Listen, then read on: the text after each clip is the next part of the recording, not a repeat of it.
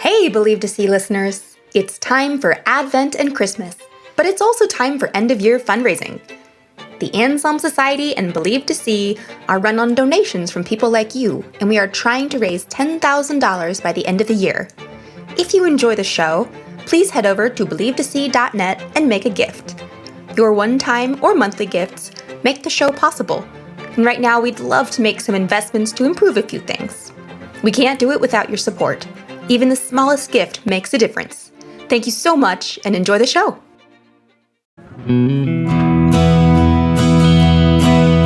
Walking a path along the roots of Pikes Peak, you take a fork in the road to the Anselm Society Digital Pub. Inside is a raucous conversation on the arts, faith, and how much we all hate Nickelback. At a corner table by the fire are three people. One of them is saying, oh yeah, oh, Nickelback, they're the worst. This is how you remind me of... And that's me, Matthew Millema. And welcome to Believe to See, a podcast of the Anselm Society Arts Guild. Here at Believe to See, we explore the relationship between faith, art, and storytelling. Our goal is to help you connect the great story, the great stories, and our own stories in order to understand what it means to live with a Christian imagination. All right, let me take you all back to college. The year is 2005. I'm a freshman and riding in a friend's car to the movie rental store. Now that's a very old sentence. On the way, he's playing music in his car from this band that I wasn't especially familiar with. Now y'all should know, I've never really been in the know on music. I only really knew the few songs that were on the radio and what my younger brother told me was cool, so I don't know this stuff, okay? But I was listening to this song and I was kind of digging it, you know? Like don't get me wrong, I didn't love it or anything, but I was listening to it and I was like, yeah, that's pretty good. Something like, couldn't cut it as a wise man, couldn't cut it as a poor man stealing, tired of living like a blind man. This is how you remind me of... Y'all get it. The band, of course, was Nickelback. And for a while, I didn't think much about it beyond, kind of liking a few of their songs. But then one day, I saw this group that was sweeping my campus's Facebook. That's another old sentence. The Facebook group was, I want to see if this pickle can get more fans than Nickelback. So it had a picture of a pickle, and the point was, Nickelback sucks so much that we bet this pickle can get more fans. So I didn't make like a conscious decision at that point, but I did pick up on the social cue. I'm supposed to hate Nickelback, because this cooler person who started this group hates Nickelback, and all these cooler people who joined the group hate Nickelback. So that's what I did. I officially hated Nickelback from then on. But unofficially, I'd still hear their song and be like, oh, okay, sing along. But of course, I never say that out loud, because that wasn't the sort of opinion I'd allow myself to have. After all, it was cool to hate Nickelback, at least in my group. Why do we do things like this? Why is it cool to hate certain works of art? Is this based on some good impulse, or is it something we should always fight against? That's what we are here to discuss today.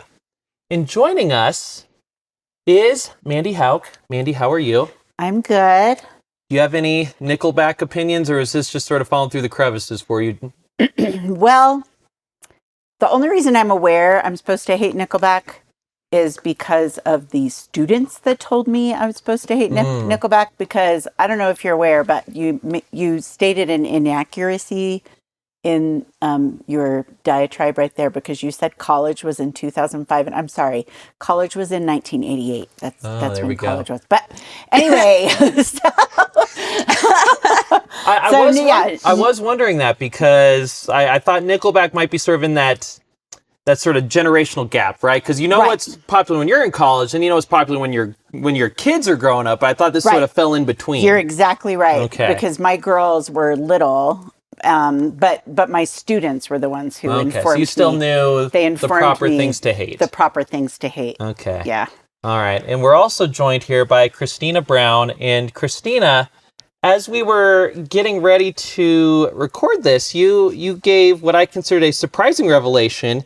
You could think of no examples of works of art that you think are cool to hate. Are you just such a? Is this just such pure? She's a ray of innocence? light. She can't. Yeah, she cannot hate things. I'm a She's certainly Pollyanna, not. y'all. Do you have a Nickelback opinion or? Man, is it sad that I forgot Nickelback existed? Apparently. That kind of tells you that. The Facebook group would apathy. Now, do a hang victory on. lap right Hang on. The real opposite of love is actually apathy. That's so true. I think that's an argument for her. Her apathy to Nickelback is even stronger than hatred. That's true. That's true. So we just blew your little reputation. Wow. No Pollyannas for me. So this is what I want to discuss, though. I want to do a deep dive on the things that we either personally hate and acknowledge as cool, or we recognize like, oh, I should hate this because of society or whatever. So let's start going around the table. Mandy, when I first gave you this prompt, what are things that are like cool to hate? What came to mind for you? Well, straight up, honestly, the first thing that came to mind was Nickelback. No way. Yeah. Oh, they are. I think they are that's the hilarious. most. I would say they are the top of the list of what people think there's. photograph. We actually have this game called Trial by Trolley. Is Good. Oh, I'm sorry. Keep going. Yeah. this a Goodbye. concert episode? We actually have a board game, very dark humor. This is not for children. And it's called Trial by Trolley, and it's the trolley problem. Oh, and yeah. you're supposed to put cards on the track that the trolley is Ooh. supposed to run over or is not supposed to run over. And I there's like an that. actual card that is Nickelback. Oh, that's hilarious. So And again, that's the joke usually the underlying winner. that is that the joke is, oh, we all hate Nickelback. Ha ha. yeah, of course you want the trolley to run over Nickelback. Have you ever heard Nickelback songs? Yes, enough to, I have. What's your honest opinion? I don't like them. Okay, I cannot. why not? They're more of like a dude band. Oh, it's because it could be because I'm a girl. I don't know. I don't. It's not melodic Okay. to me, and also I am a lyric girl, and I don't really understand what they're saying. And No. Okay, so there's this great Instagram account where this like British actor, he takes lyrics from pop songs and says them as dramatic monologues. He had one of these for the Nickelback song. I'll send it to you. It's great. Oh, okay. My high school drama teacher made us do that, and it was really funny. If you think about 80s songs, oh my gosh. Yeah. Yeah. Pour some sugar on me in the name of love. Yeah, exactly. Actually, a lot of them were just like nonsense words. I don't know. I can't think of any off the top of my head now, but it was just a lot of like, hey, ooh, baby. Well, I mean, Justin Bieber, baby. That was not when I was in high school. But anyway, I think we digressed. Yes. So have a I'll give question. you a couple. I'll give you some examples, Christina, because I think maybe once we give you enough examples, prime the pumps of your brain, you'll be like, oh wait, there are things I hate. You're and actually I recognize society tells me to hate. I actually was going to ask you a question good. about Okay. Nickelback. Okay. So Nickelback. So you mentioned 2005, and I noticed as I was looking through the Wikipedia page about Nickelback, since, as you know, I hate nothing, so I know nothing. Therefore, they have a new drummer. They had like a drummer change in 2005. So your opinion of the Nickelbacks, is this pre this new drummer or after? Because it seems to be like it was a big thing. Oh, I have no friggin' idea. My hatred of Nickelback was not based on anything rational. Oh, I thought you were the one who loved it. See, I missed. When I first heard the songs before, when I just didn't know anything, I was like, yeah, I kind of like this. It wasn't anything profound. Like I didn't love them, but I was like, yeah, it's pretty good. And then once I found out that I was supposed to hate them, I was like, oh, well, I hate them now. Right. And Okay. and again, okay. I'm kind of tipping my hand a little bit here, but I think a big part of why Nickelback became so cool to hate in our crowd, and let's be real, this is a particular crowd that hates Nickelback. I don't know anyone that likes them, though, but go ahead. I think the people that we all think of who hate Nickelback are all college educated. They're all upper middle class. I think that the people who like Nickelback were the type who would you know, they got straight C's in high school. They don't have a cool job. They didn't go to college. They're not rich. They like wrestling. They like NASCAR. There's all these other cultural signifiers. Like, oh, if that's the sort of people who like Nickelback, I'm not like that. Oh, so it's association. I think it's a class thing. Oh, elitism. Yes. That is my theory that a lot of this stuff, when we say it's cool to hate them, we really mean too many of the wrong sort of people like it. And I don't want to be associated with that wrong sort of people. We would never say it. Like, no one would ever say, like, at my college or your college, like, oh, no, poor people like it, so I'm not going to like that music. But I think that's the effect of it. This got dark. Oh, yeah. You're all excited. Yeah. Yeah. I think we should all do some soul searching here, people. Yeah. So I think it's similar with the band. I think it hits a lot of these same boxes again from my generation. Creed. Creed used to be pretty cool. Like, listeners, if you have some time, you can do this. Just pause the podcast, go to YouTube, type in, I think it's like 2001 Cowboys Thanksgiving halftime show. It is the most early 2000s event that ever happened in the history of the world. So Creed is at midfield of Cowboys Stadium during halftime. They're playing "Can You Take Me Higher" with this huge American flag in the background, and they're like wearing baggy Cowboys jerseys, and like there's this guy who's like a Cirque du Soleil performer twirling around the field on like those giant ribbons. Oh my goodness. So good. So Creed used to be kind of cool, but again, I think they became too popular. Maybe at the wrong sort of was like, Do you have Creed opinions, or again, is this sort of a... I do not have Creed They're opinions. from the exact same time period, only they're American band, and Nickelback's Canadian. I love little research girl over here. There you go. See, I didn't know Nickelback. I don't know much about Nickelback, except that I hate them. Well, it's Because I'm sophisticated. They're the same, like, they're both, like, post-grunge, like, alternative rock. They each have, like, 4 guys. So anyway, it's interesting that you picked both of these, and they're also from like the mid 1990s to like mid 2005s in like the heyday. Yeah, that's what I'm wondering. Educate us, Mr. Mellema. It's definitely post grunge, and again, I don't know enough. That's what they I don't said. know enough about music to really do that. Again, I'm not saying this as someone who's sophisticated here. I'm saying this as someone who does what he's told so he can fit in. Well, I will say, I will bet that you guys don't even know the person that it was cool to hate when I was in high school. I bet we do. You got to tell us. I wasn't trying to get you to guess, but go ahead. Cool this is fun. Who's that dude who's the Fonz, that Winkler guy? Was it him? Okay, I'm not that old. I was in elementary school. I don't know. Maybe by the time you were in high school, he was like past. Okay, who is it cool to hate? It's a singer. Guy or girl? Is it Madonna? No. It's not Michael Jackson. It was Boy George. See, he nods along. Yes, of course. Yeah, Boy see, George. that's what I meant. Okay, so let's analyze this. Why was Boy George cool to hate, you think? Well, see, and this is hard because I chose him and I didn't like him either. But you probably know his song, Come a Chameleon. Yeah, that was him. So I think it's because he was very different. And he was wildly popular. See, it's very similar to what you were saying. He was wildly popular among a very specific kind of group. And it was kind of the weirdos in the school that liked him. Mm-hmm. Like the theater, the super theater kids and the... Right, I could see that.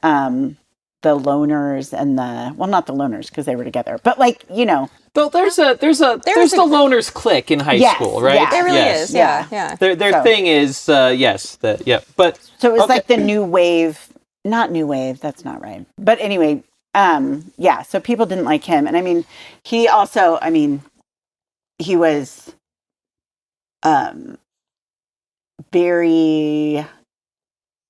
his look was very distinct. So he wore lots of makeup and he had cornrowed his hair, but he was just this sad white British boy. And so it was just, he was very odd. Can I tell you, my younger brother, had one glorious day with cornrows. It was the greatest day of his life. What? So That sounds like another listeners, I episode. probably don't need to tell you this. Me and all my relatives are extremely white. But my younger brother, he has kind of curly hair.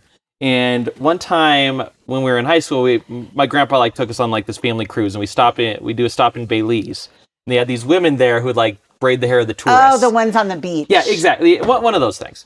And Jeremy's hair, my brother, is just long enough to braid into cornrows. So they go for it. These ladies, they're just, pulling as far as they can. His eyes are watering. But for one glorious afternoon, he had cornrows. And this was the mid-aughts, so cornrows were cool. It was the greatest day of his life.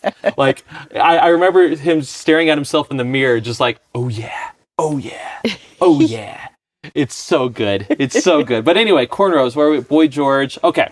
So another example along those lines is what happened to Coldplay. I think this is fascinating. Okay. Because Coldplay started off, people are like, hey, is this the new U2? Is this the new super band, right? They were all yellow. Yeah, they have all these songs that are extremely popular. They're generally popular. I remember noticing when a chapel would get out or a big youth group event, they'd play Coldplay. 'Cause it's safe because nobody hates Coldplay. It's generally. Right. Then something switched after Viva La Vida. It became cool to hate Coldplay. Okay. And that's what it is now. If you are a cool person, you should hate Coldplay. Mm-hmm. You might be able to say some of their early stuff's pretty good, but then blah blah blah blah blah. Yeah, you have to have an informed justification for liking something. It's almost like they got too popular, and I think again going back to my thesis. Same time period, by the way, just a London band. This is when I was paying attention to music. I don't know what's going on with music now because I don't have to. That's one of my prerogatives of being in my 30s. But back when I felt obligated to follow this, Coldplay. Again, I think, going back to my thesis, something becomes too cool to hate when too many of the wrong people start to like it. I think it's not so much a class thing with Coldplay as it was with Nickelback. This one, it was just too many normies. People like me, who don't know a lot about music, who aren't we're not cool with music, but we liked Coldplay. Too many of people like me liked it. So all the actual cool people are we don't like this anymore. You're not discerning. Yeah, exactly. If people like Matt like it, then this thing's jumped the shark. Let's find something more obscure. Okay, it's Arcade Fire time or whatever. Well, let me give you some more, because here are some that I think, Christina, you will acknowledge there's some society pressure to hate. Because, let's be real, we are in the faith and arts little niche of the internet, right? So I feel like all of us faith and arts people, there's certain things we're expected to like, right? And we've made all the jokes about how we all love this author and that author, blah, blah, blah. But there's also certain things we all know we're supposed to dislike. It's how we mark ourselves as part of this group. So, for instance, we all, I'm guessing, we know we're supposed to hate Thomas Kincaid, right? Mm-hmm. I've told jokes about Thomas Kincaid in talks I've given to Anselm before. I proudly despise Thomas Kincaid. Exactly. If someone came to an Anselm Society meeting, we're like, I actually love Thomas Kincaid. We all look and was like, uh-oh, is this the wrong sort of person? Karen Swallow Prior actually talks, she has a couple of pages in her book, The Evangelical Imagination, about Thomas Kincaid and the problem of Thomas Kincaid. And you look at him, it's some of the pictures, okay. It's almost hard for me to look at it objectively because I'm looking at it now as someone who knows they're supposed to hate it. And I will say, I remember the first time I saw one of his paintings, I thought it was really nice. I thought it was really pretty, but I think it ends up becoming they're all the same. They're all playing the same note.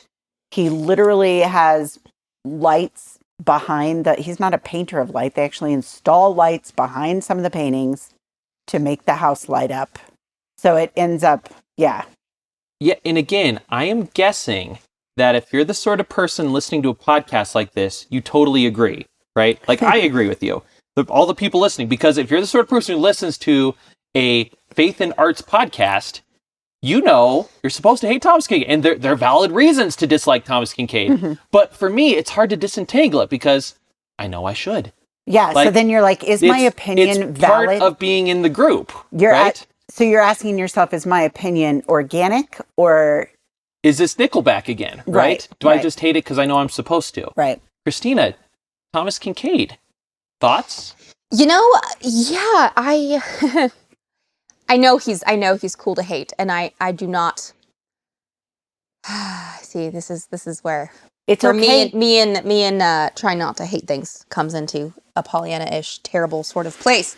But no, I'm not a Thomas Kincaid fan. But oddly enough, I kind of feel like in some ways Thomas Kincaid has been like a gateway for people. A gateway drug.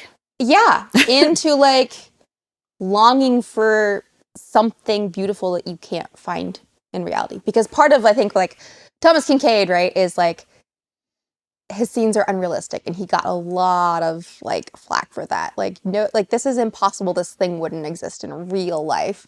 But I think for a lot of people, what Kincaid did, as far as at least his visual art, not speaking for who he is, I actually don't know a lot about who he is.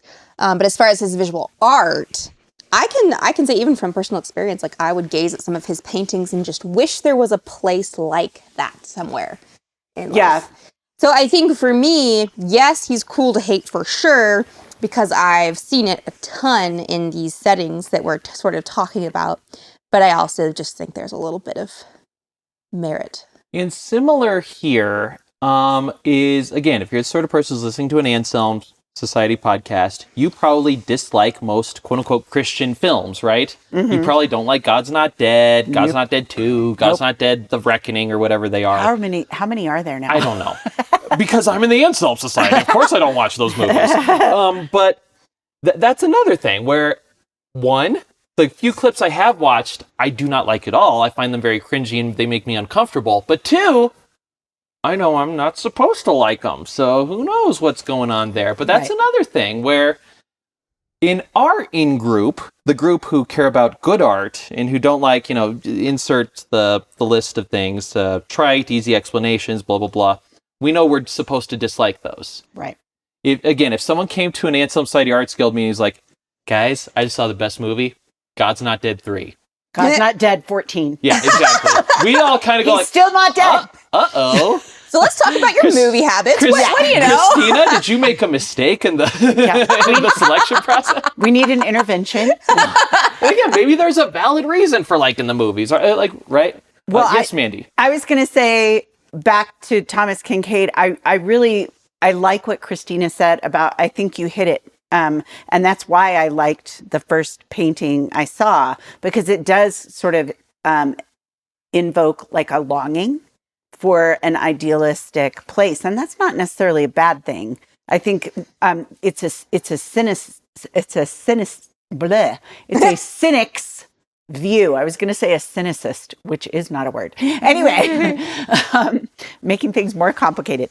It's a cynic's perspective to dislike him because the scene is unrealistic or idealized. But I think that is a lot of why some people don't like him. Sure. I think for me, the reason I ultimately did not like him after I'd seen like 3 or 4 paintings that were roughly the same, I think that the reason I didn't like him is because it was formulaic, and then I come to find out like he totally basically had a factory going on, like, and that's what Karen Swallow Prior talks about in her book. Like he didn't paint them. He had they were painters that he hired, and it would be like, this guy's in charge of all the blue, and like the paintings would just go down the line. And so like the commercialism and the cheapening, it's almost like he took what was good.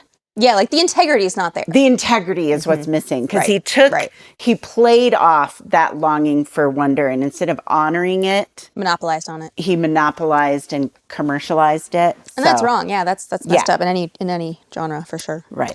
So, Christina, now that we've been priming the pumps of the cynicism here, are there other examples that are coming to mind? Oh goodness. Well, personally, I still can't think of any that, like you said. I'm sure there are so many. Well, are there any that you're aware of in the the one that I was going to say is like in the culture. Obviously, the big, huge one right now is Taylor Swift. She is cool to hate in the evangelical circles, and cool to hate the evangelicals in the non-evangelical circles. So, Right. so I have definitely seen so much dialogue about like, well, it's funny, like Taylor Swift's song, "Haters gonna hate, hate, hate." Right. Shake it off. Shake it off. Right. And like so many people either hate her from the evangelical perspective because they have so many like comments about how she's leading our young girls astray, whether correct or not, I will not comment. And then Like obviously Socrates, the other she side is who, often accused of corruption of the young. Yeah. and then the other side, of course, is like, you know, oh well, it's just the evangelicals who are haters. Taylor Swift is actually a beautiful songwriter, et cetera, et cetera. So. I mean, I would definitely say in a lot of circles, Taylor Swift is extremely cool to hate. I want to say to the many Swifties listening, I am not saying anything against Taylor Swift. Please don't come after me. I do not stand by any of the hateful things that Christina just said. Hey, I'm just neutral. Christina, the Hey. first rule of the internet is you do not anger the Swifties. Exactly. wasn't. No, we know. No. Self-preservation. I had to throw you under the bus to save No, myself. and I will But- say, Yeah. and I will protect the person who told me this by not naming her. Don't But anger the Swifties. I have been told that is the real problem. Is like the Swifties are what some people who don't like Taylor Swift. That's their main reason for not liking her. So it's a weird kind of convoluted, because if you do say something negative about her, I've seen it. Like they Yeah. come at you. They really do. They I, really for one, do. welcome our new And Swiftie overlords. and they way go after her ex-boyfriends based on songs she's written. So like a true Swiftie is going to despise Jake Gyllenhaal. That's a rule. Right. Never the twain shall meet because he dared to date her for 3 months and then break up. And actually, listeners, I would like to point you out to the episode, The Storytelling of Taylor Swift, that I recorded a couple months ago. It's up. Very interesting because I was talking to my cousin, who is a big Swiftie and very, very good and thoughtful person. And I don't know anything about Taylor Swift because luckily I don't have to have a reason why. I'm a 38-year-old dude, whatever. Yeah, I don't really listen to her, but I don't have an opinion on her. And she was pointing out the ways that she feels Taylor Swift is very good. And she, again, I point you to the episode. It was a good episode. But that is, I think the point to what you were saying, Christina, is Taylor Swift has gotten so big. She is unquestionably the biggest celebrity in the world, the biggest musician, at least since Michael Jackson, maybe the biggest musician since the Beatles. Like she's huge. And because of that, a lot of the quote unquote wrong people like her. Sure. Now, this could mean several different things. It could mean too many normies like her, the Coldplay problem, or it could mean too many rabid fans who go on weird social media crusades like her, which I think is what you were getting at. But again, when you, I was just getting at the fact that she's cool to hate on either side, and she's Yes. a hot topic, really. yes, yeah, because too many of the wrong people like her. But the wrong people could be different people depending on what group you're in. Well, then I think there's also kind of the people think that they don't really like her. They just like being in the in group. Like there's judgment over what do they really like about her. They just like the club or whatever. Speaking of clubs, yeah, I'd like to sort of ask you, like Matthew and you, Amanda, like getting to the heart of this, like how much of the cool to hate is just like inhospitable cliquishness. Well, here that actually gets to another thing I've been thinking about a lot, because I think one of the more interesting ones I've seen bandied about, I don't know if this is actually a phenomenon yet, or if it's about to be, or maybe it's not, but I've heard some people say that this has happened to Hamilton. What? So, I know, right? Actually, Wow. I've heard that too. So, listeners, you all know this, because again, that when Hamilton debuted, it was a sensation. The people who saw it, like, serious people would be like, this is the greatest work of art I've ever seen. Like, this is just a masterpiece. It's brilliant, blah, blah, blah. All the superlatives get heaped on it. That's back when it was a Broadway show. It was difficult to see. You would have to go to New York. You would have to pay a lot of money. You'd have to plan this in advance. It was hard to be able to see Hamilton. Meant you were in a very exclusive club. You were in a club of wealthy, influential people who know the good thing and are able to afford it. Yeah, actually, that's true. Then, so what I've heard is the turning point seems to be, wait for it, when Hamilton gets put on Disney Plus. Suddenly, all of us yokels can go see it. That's when I saw it. I've never been to see the play. I saw it on Disney Plus. P.S. I loved it. I thought it was fantastic. But now, because too many of the wrong people, i.e. people like me, have seen it, it's suddenly not cool anymore. And that's something to keep a lookout for, that Hamilton might be cool to hate in the future because too many normies like it. Because now it belongs to everyone. Exactly. So it's no longer, it's not a badge of honor to say you're exclusive enough to have seen it. Right. Yeah. That's a good point, and sad. It is sad. Yes, it is. It is sad. I mean, really, even the things that I join in on hating, like Thomas Kincaid, I still know that that's ridiculous. Like, or let me put it this way. It is fine for me to strongly dislike something. What is not fine is for me to make anyone else feel ashamed or less than for liking it. So when people like mock someone for liking Nickelback, or, you know, just let people like what they like, you know? Yeah, like, you know, I have older relatives who really like Thomas Kincaid, and like they got a Thomas Kincaid print, and it was a super big thing that they were proud of, right? And again, let's try what you were saying, Mandy. Again, I agree with you, okay? Yeah. But let's pretend you just see it at like a little art gallery. You don't know who Thomas Kincaid is. You don't know any of the backstory. You just see one of the paintings. Right. I think there's a good chance I would like it. That's what I'm saying, because I'm say the age thing again, but when he first started painting, it was like his stuff wasn't everywhere. So my guess is when you guys became familiar with him, he was already everywhere. When I first saw his paintings, they weren't everywhere yet. And so I really did. And I remember I wanted a Thomas Kincaid print. I did too. The one that once upon a time in high school. Yeah, when I was in high school. Yeah. But it's the ubiquitousness and the like, oh, it's the same thing again, sort of, that turned me off. Yeah. But I totally see the draw. I mean, I would love to live in one of those cabins where it's all misty and there's nothing but candlelight inside. Who wouldn't want to? Yeah, or like the garden of all impossible flowers grow. Like, doesn't matter what climate it is, it's just paradise for all flowers and all things flowers. they grow. It doesn't matter where you live in the globe, they're all there.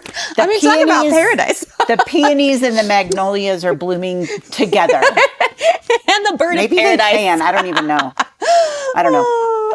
Yeah, so Probably. So that is, again, we're sort of marching through the list of going through a lot of my hang-ups here. So there's, again, going back to my central thesis, something becomes cool to hate when too many of the wrong people like it. We've looked at examples where the wrong people are like class-based, where the wrong people are normies, where, you know, all this, where the wrong people are the wrong kind of evangelical. But then there's also, I think, the wrong people where it becomes a generational thing. I have noticed this whenever I watch like football on CBS and I see the TV shows that are being advertised, and I realize I have no friggin' idea what they're talking about. I don't watch any of the shows. I don't follow any of the shows. And I think they all look terrible. And there's lots of examples I can use. So I remember for a while, in like the first couple seasons, I kind of liked the show Big Bang Theory. But then something switched and I was like, okay, I'm kind of off this bandwagon. And if I'm being honest, I could, you know, do these all post hoc rationalizations. If I'm being honest, I'm sorry in advance, the reason I started disliking it, I'm sorry, Mom, I love you, is because people my parents' age started liking it too much. So it became the show for my parents. Oh. And it was like, nope, that's not mine anymore. Once my mom and dad start referencing it, I can't watch that as like my show. I have my shows that are my generations, not the old other generations. And that is, I think, a big thing where there are probably plenty of shows on broadcast TV. I've heard good things about the new Matlock reboot, but I can't because it's on CBS and CBS is not for me. I don't know, That's for my parents' generation. I consider it a win when I can get my parents to like the stuff I like. You know, but did your parents try to get the stuff that you to get you to like the stuff that they like? What about it? Yeah, like could you imagine a world like, hey, Christina, Hawaii 5-0, super good, or like CSI Newark, you should watch it. Chicago Fire Ambulance Edition. I don't know. My dad got me into Johnny Cash. Does that count? No. Oh, okay. I don't know that. Because Johnny Cash is indisputably awesome. That's true. He's cool. Are there any shows, let me put it this way, Christina, because me and you are generational peers. Are there any shows on broadcast television, so CBS, NBC, Fox, ABC, that you watch regularly that are on now? I don't know. And I think it's a generational thing where all of us, millennials and younger, have it in our head. That's what old people watch. Yeah. I've watched a lot of USA Network. Does that count? No. Okay. That's not broadcast. Okay. Well then.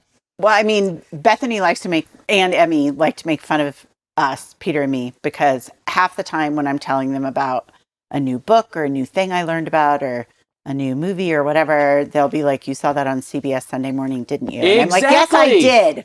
But you know what? They're missing out by not watching it because like I told Bethany a couple weeks ago, I'm like, they just interviewed Stevie Nicks. You missed out. I mean, but yes, CBS, even when I was younger, I don't know why, but CBS is sort of the old person network. It's that tick, tick, tick, 60 I know, minutes. PBS was cool. Had Reading Rainbow. No, I said CBS. No, I'm saying. Okay. I was on my own tangent, my own head. I'm sorry. me and Mandy are talking CBS and Christina. You know it was dope. Reading Rainbow. It's true. I was like literally in my head being like, oh, public broadcasting system. Like, okay, sorry. Okay, so again, we're marching down my parade of failure as a human being. So I already admitted to purposefully disliking shows just because older people like them. Again, I apologize. I know how it sounds. Ageist. I get it. I understand how this all sounds. There's another thing that I've noticed where it's a thing. Oh, first of all, another example of me being ageist. I know one of these days I will have to explain to my children. I think I'll have to show them the movie Social Network to explain to them Facebook used to be cool. Like, when Facebook came to my college campus, it was a revelation because it was cool. But it stopped being cool. You know when it stopped being cool? When all the old people, when all of our parents got on it. They're like, oh, I can find my high school friends. Yep. Exactly. Good on them. There's nothing wrong with finding your old high school friends. It just meant that it stopped being mine because of, me being like, all that stuff. Yeah. But another thing that I have noticed, just sort of looking at this, there is a whole genre of people who seem just predisposed to hate things. That's true. It's something that you see, it's like the stereotypical middle schooler reaction, right? Part of being in middle school is you're afraid to make yourself vulnerable, and liking something openly makes you vulnerable, so you need to hate everything. Mm-hmm. Yeah. We've all been there. Yeah, it's so sad. Some people seem to keep carrying that. Yeah. I remember, here's just one specific example. A few months ago, me and Danielle took the kids up to Breckenridge, which is like this cool little mountain town. It's a ski town, but we went in off season, so it's cheaper. And we were trying to find, where are the good restaurants. So we found a TikTok by this like travel writer who I did a whole spiel to Danielle. Like, here's 5 Breckenridge places that don't suck. That don't suck. That's the way they said it. Like, maybe part of it was shtick, right? But like her thing was like basically she's afraid to say she likes the restaurants. It's like, if you want burgers, this place is okay, I guess. And this place is all right too. This place doesn't suck too much. So it's like, you can see there's a certain sort of person who like basically the only cool places in the world are New York, Los Angeles, Paris, and parts of San Francisco. Mm-hmm. Every place other than that sucks. And it makes you vulnerable to say, I like it. Why would they phrase it as this burger place in Breckenridge, which by most standards is a pretty cool little ski town. This place is good. Other than, well, this place is about as good as you can find there. Yeah. And that just it seems to stem from this sort of insecurity. Yeah. There's a form of snobbery that seems very closely linked to insecurity, where it's like, you're afraid that if something isn't the best of the best, you shouldn't like it at all. Mm-hmm. Yeah. So they'll go to a town and be like, nothing's really worth doing here. It's like, Yeah. really, nothing's worth doing this whole town? Is it because like this town isn't like Paris?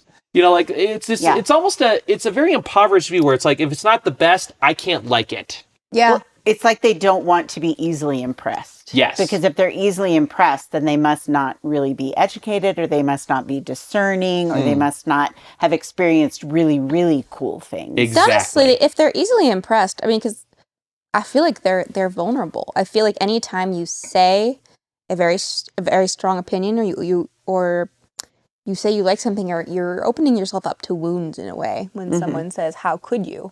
And so, honestly, I almost feel like this whole concept of cool to hate, kind of as you mentioned, the middle schoolers, Matt, it was like it's really more of an emotional immaturity, or an emotional. I mean, immaturity is the correct word, but I could also say like underdeveloped, maturity of your emotions. And I think that's what's so hard to watch with, as you say, like the haters, the people who are just so eager to say something negative.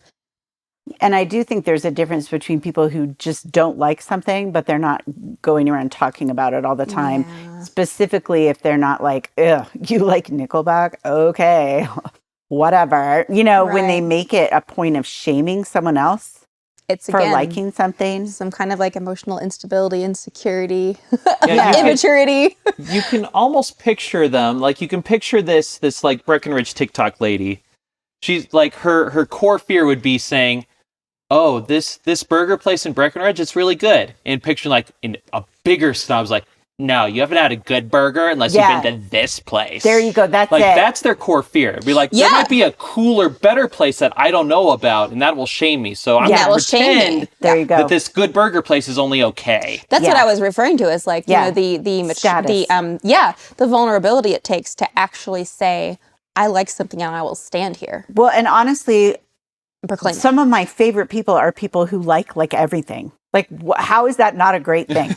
Don't you love that? Like when there's someone that it's super easy to buy a present for them. You know that if you're going to go hang out with them, they're going to be fine with whatever restaurant you go to. And I mean, it's just a much more pleasant way to be, to like whatever. Like I like Applebee's. I don't know, I mean, not a lot, but I did. Oh, and see what I did there? I felt dumb because I said I liked Applebee's. I'll say it. I like McDonald's. Yeah. Come at me, haters. It's too expensive for me now, but I used to eat there all the time back when it was cheap. I like McDonald's. I like McDonald's in Spain. Does that count? No. Ooh. Oh. It tastes The McDonald's in Spain are so much better. You can't get it here in America. Exactly. My parents used to go to the Burger King drive-thru for the burger and then go across the street for the fries and the McDonald's. That's back when drive-thru. McDonald's had good fries and used their beef tallow. Yeah. They used to do that too. And then sometimes we'd go to Wendy's for Frosties. Mm-hmm. And there you go. Yeah.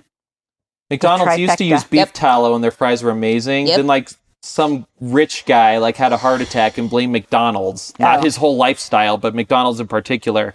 And guilted them into changing it to vegetable tallow instead, and it's not as good. No. It's actually way worse for Wow, you, that's which is hilarious. Yeah, it's thick.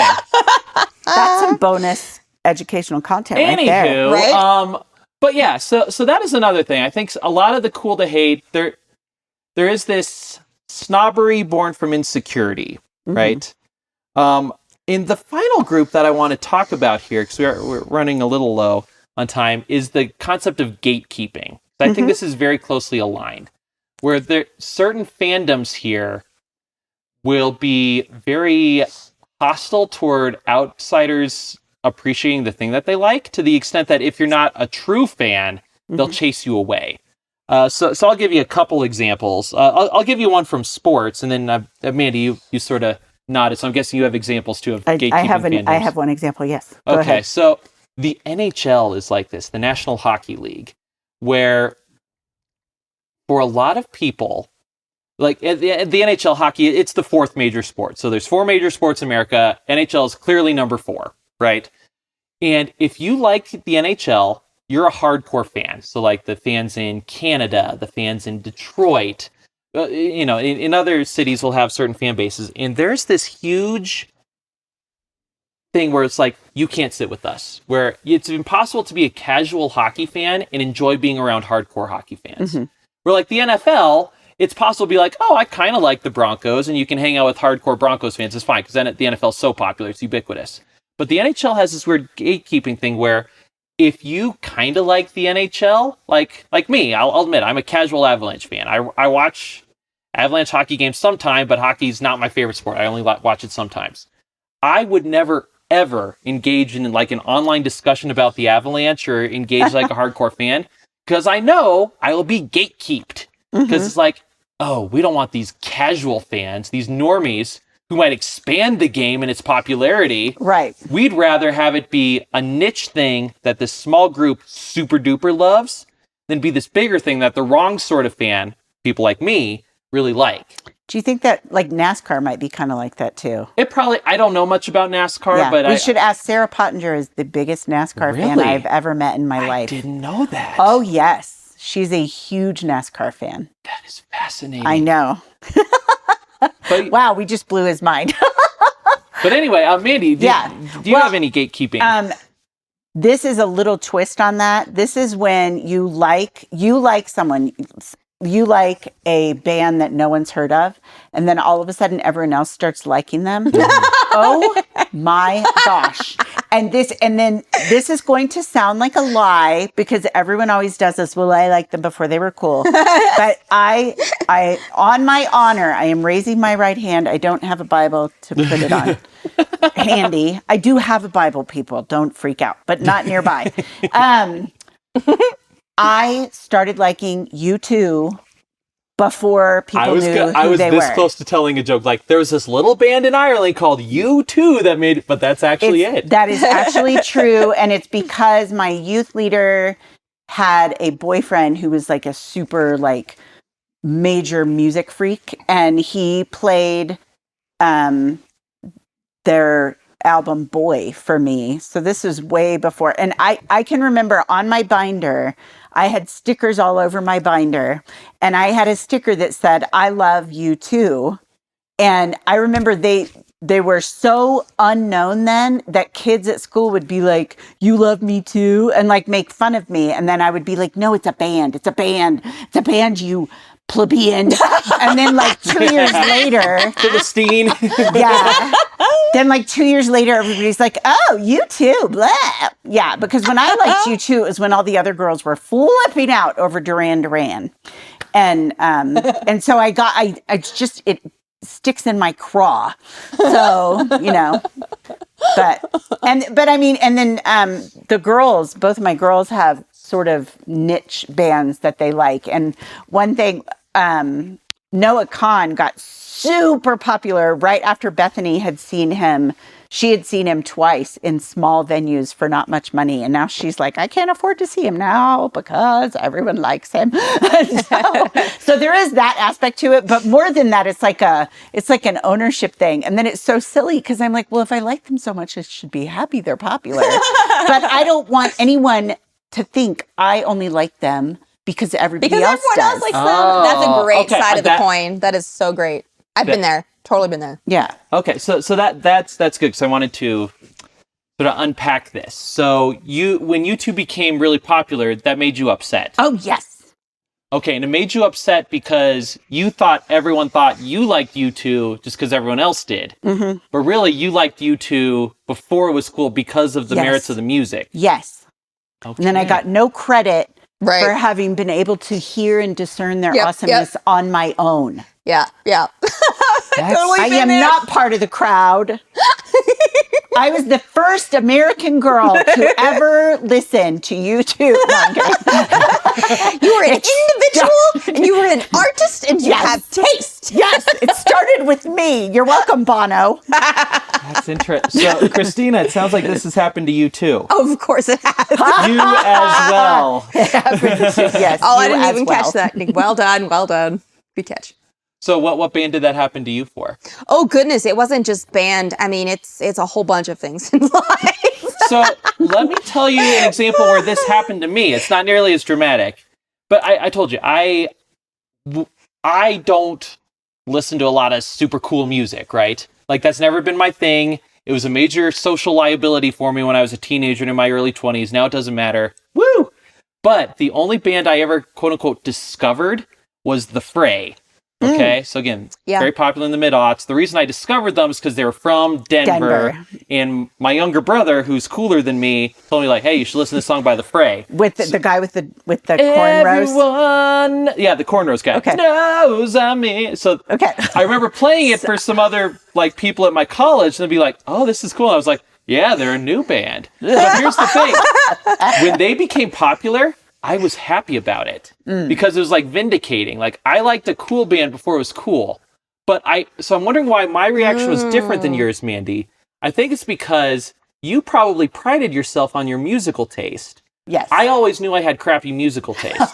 So I didn't care about being perceived as being like a music elite. I was happy to be vindicated as a music normie. You're like, the thing that I liked, other people also liked it. I'm finally in the in crowd. Yeah. Okay, that's hilarious. That's an interesting. Yeah, it's like the self-perception thing where if your goal is to be perceived as the musical elite, like the one who really has a finely tuned ear, your fingers on the pulse of the music of the next big thing. Whereas if you're like me, is like, I just don't want to fall too far behind, so girls don't think I'm a weirdo. That's amazing. Okay, so here's where my pride comes in. I may not be like a hater in the sense that we were referring to. I'm Pollyanna, y'all. Actually, don't. I will never say that again on the podcast. I am anything but Pollyanna. Okay, don't get me started. I could vomit. Anyway. Whoa, that took a turn. That took a turn. I'm sorry. The movie Pollyanna, I can't do it. Anyway. I'm Pollyanna. Actually, no, I'm not Pollyanna. Actually, I hate Pollyanna. Actually, Pollyanna's the worst thing ever. I'm sorry. Anyway, I made a name and I had to retract it. That's all there is to it. Okay. So moving on. It's interesting because this is where my pride comes in for sure. I know that like my personality is definitely one. Well, if you are familiar with the Enneagram, it's a 4, which is also called the individualist. And the hilarious thing is I didn't know the Enneagram until like 5 years ago. And I was very much against personality tests until I grew up and became a grown-up person. And matured is what I'm trying to say. And then when I saw the title of my personality type, I was like, well, crap. This is true. I like being unique. I like knowing things, and I don't like it when all of a sudden what I know becomes cool because the people who like it don't actually know. They're just following the crowd. Right. You know? Exactly. And so it becomes a thing of pride for me. And I'm like, hey, now you just liked us because someone told you to, not because you know its merits, not because you've listened, not because, you know. So that's where I get on my little high horse. And that is what I was afraid people would think about me. Like, I was like, you know what I mean? Yes, like, yeah, for you too. Yeah. All right, Lord, help me here. Where do I need to reform? Like the way I'm like that, again, I'm not like that with music, so I don't know what I'm talking about.